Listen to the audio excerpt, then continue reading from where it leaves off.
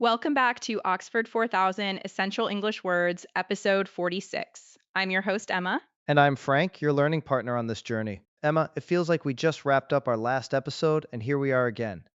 Time flies when you're having fun with words, right? It certainly does, Frank. It's great to be back with you and all our wonderful listeners. I hope you're all ready for another deep dive into some very useful English vocabulary. I am absolutely ready. I've got my coffee, my notebook is open, and I'm eager to learn. So, what's on the menu for today? Lay it on me. All right, straight to business. I like that. Today, we're going to be looking at 10 new words. They are division, strain, cheaply, disappointing, wounded, needle, magnify, suffering, rib, and anxious. Wow, that list sounds a bit intense. We've got words like wounded, suffering, and anxious all in one go. It sounds like someone had a very bad day. It does sound a bit dramatic, doesn't it?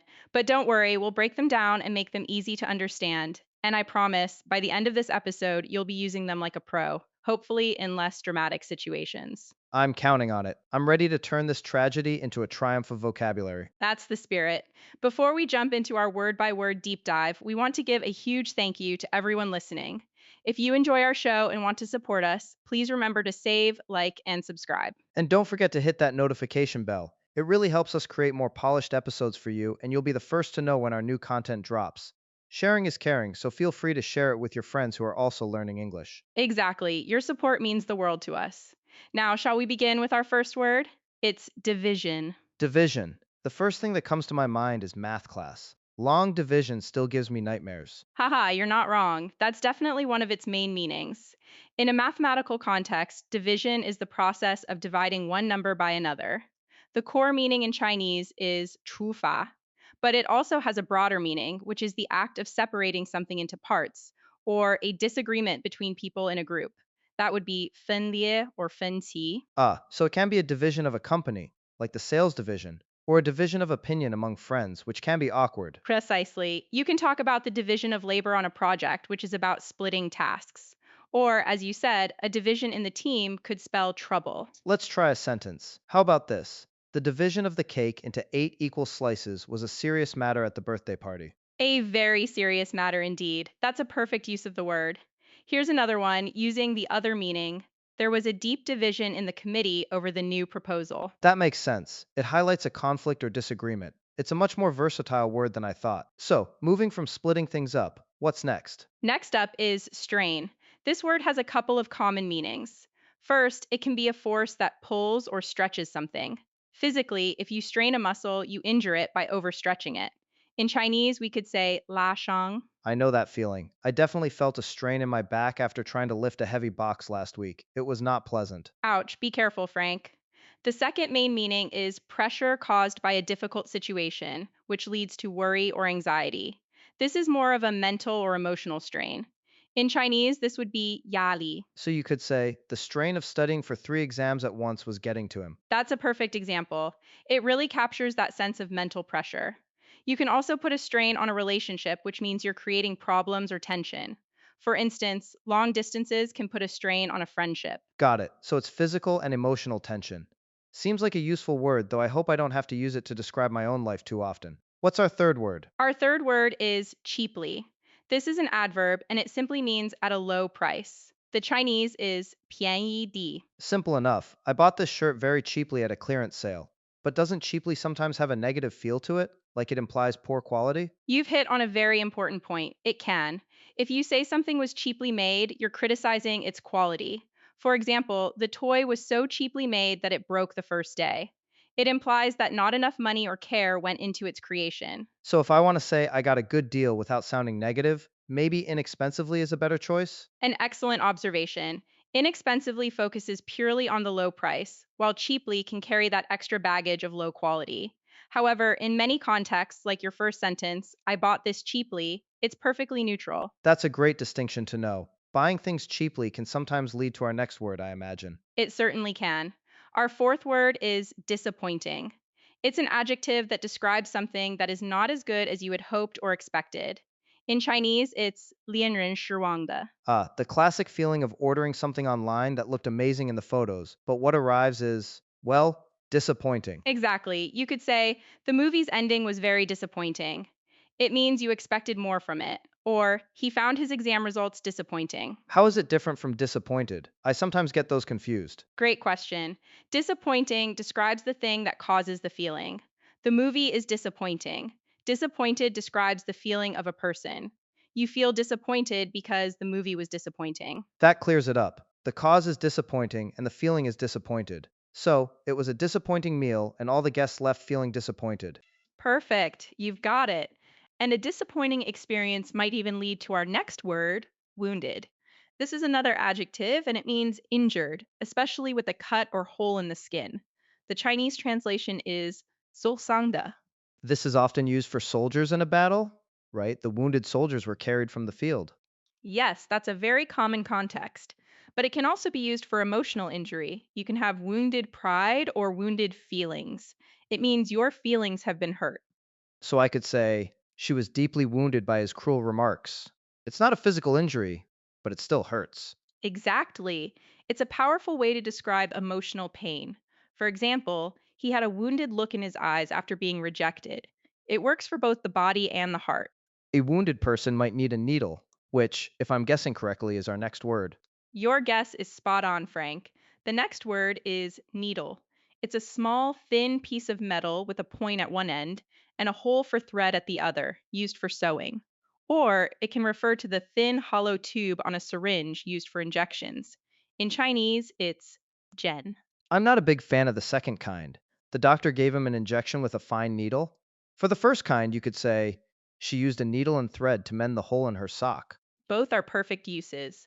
There's also the verb to needle someone, which means to annoy or provoke them with persistent criticism or questions.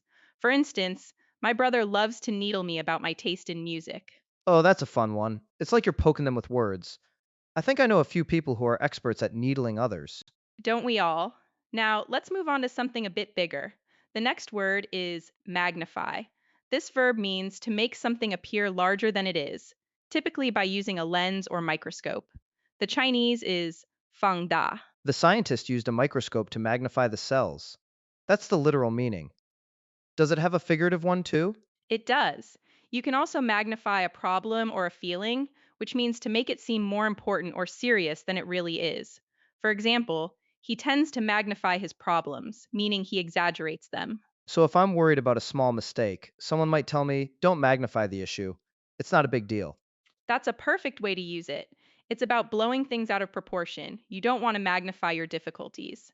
Magnifying problems can lead to our next word, suffering. Another heavy one. It sounds like physical or mental pain.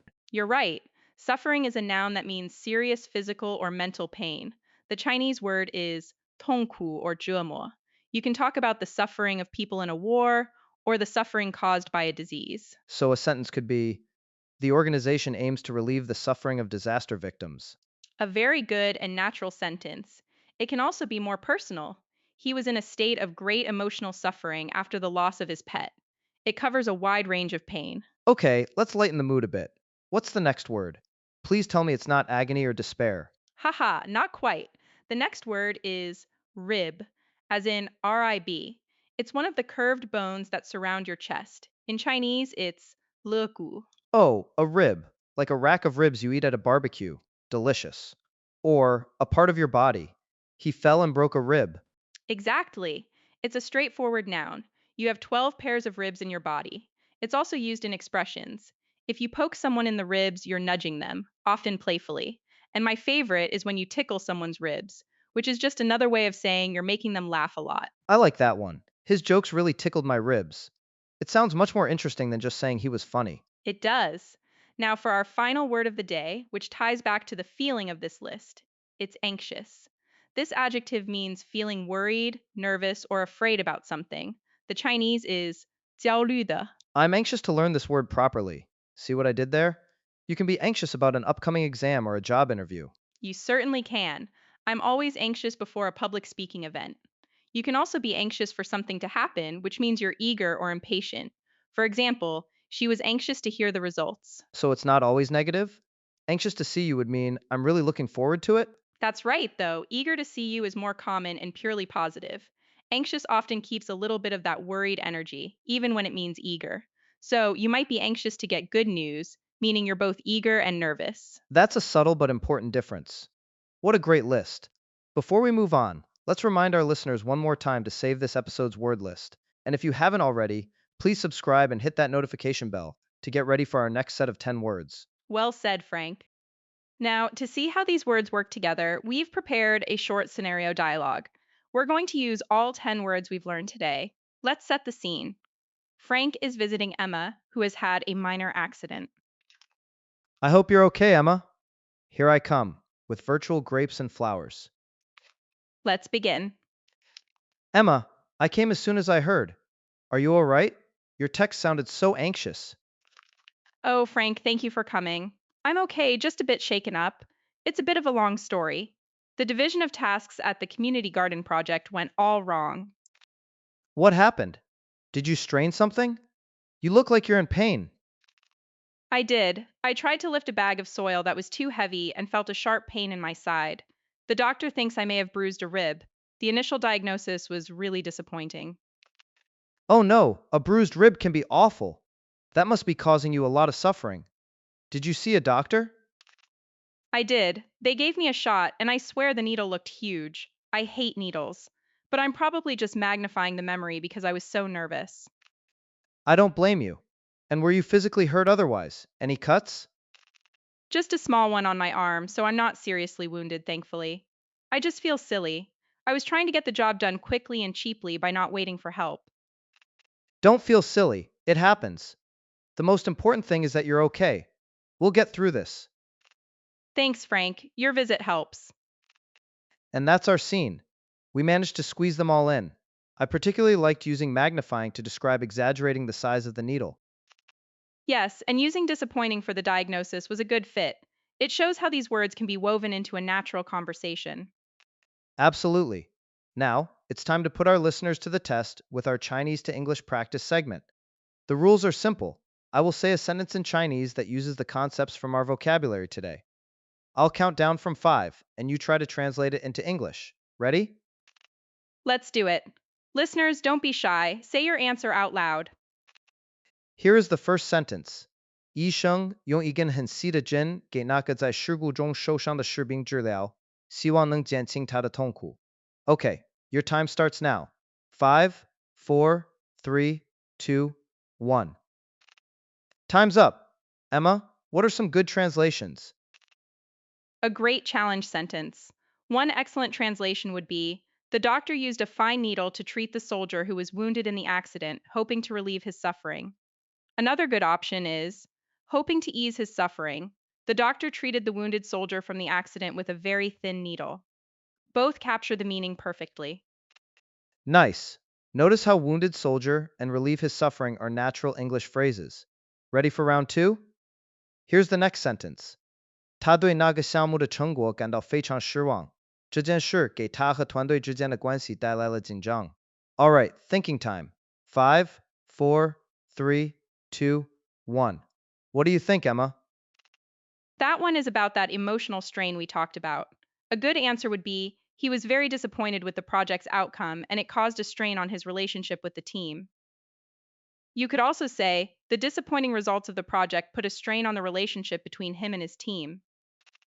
The phrase put a strain on is a key collocation we discussed. Excellent. Last one. This one is a bit tricky. 不要因为焦虑就放大问题的严重性。部门之间的分歧可以通过沟通解决，而不是用廉价的方案。Go. 5, 4, 3, 2, 1. That was a tough one. It was, but it connects so many of our words. Here's a possible translation: don't magnify the problem just because you're anxious. The division between the departments can be solved through communication, not with a cheap solution. Another way to phrase it could be: being anxious will only make you magnify the issue.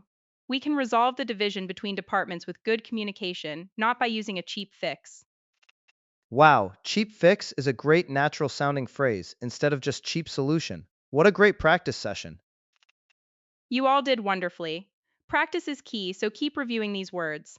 And speaking of more words, we should probably give our listeners a sneak peek at what's coming in the next episode. Oh, yes, the teaser. In our next episode, we'll be tackling loudly, successful, tailor, resistant, glimpse, differently, double, incidents, student, and pump. That sounds like a fantastic mix. We hope you're all looking forward to it. And one last time, if you found this episode helpful, please show us some love. Like, subscribe, share, and hit that notification bell. It truly helps us keep the show going. Well, Emma, another great session in the books. I feel much more confident with today's vocabulary, even the suffering part. I'm so glad to hear that, Frank. Learning should be an enjoyable process, never a source of suffering. Thanks for joining me today. My pleasure, and thank you to all our listeners for tuning in. Until next time on Oxford 4000 Essential English Words, goodbye for now. Bye, everyone.